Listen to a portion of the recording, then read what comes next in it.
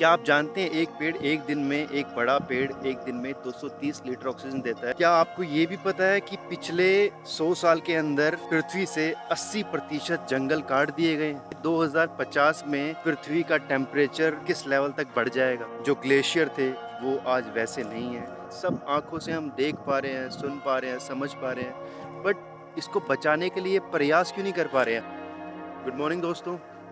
बचपन से ही हमने पढ़ा है किताबों में पहली क्लास से कि पेड़ से ही हमारा जीवन है, पर शायद आज तक हम इस बात को समझ ही नहीं पाए।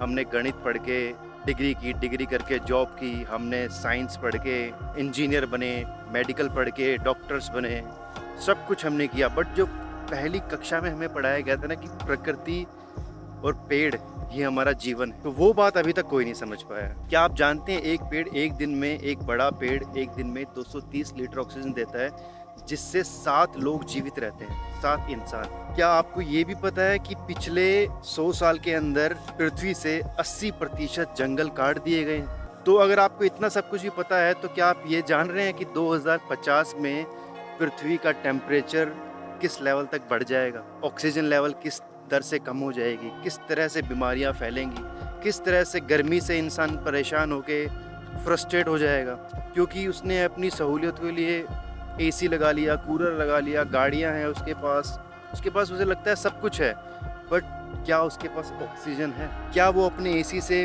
दिल्ली का, पृथ्वी का या भारत का या किसी देश का टेम्परेचर कम कर सकता है?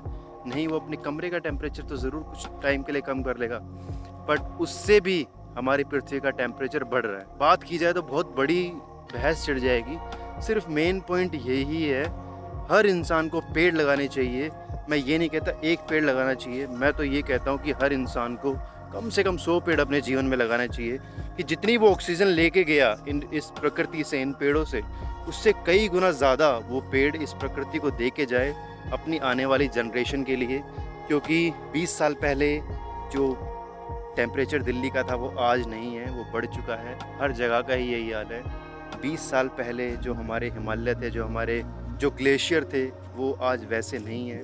सब बदल रहा है दोस्तों, ये सब आंखों से हम देख पा रहे हैं, सुन पा रहे हैं, समझ पा रहे हैं, बट इसको बचाने के लिए प्रयास क्यों नहीं कर पा रहे हैं। हर इंसान ये क्यों सोचता है कि गवर्नमेंट कुछ करेगी या ये बड़े बड़े देश हैं सब मिलके कुछ इस चीज़ का करेंगे।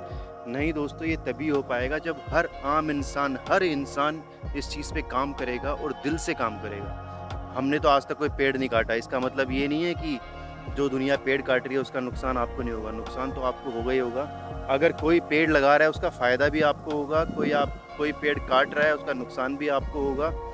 तो अब सोचना आपको है कि सिर्फ दूसरों के करने पे ही डिपेंड रहना है या खुद कुछ करके इस प्रकृति को संवारना है। जय हिंद दोस्तों।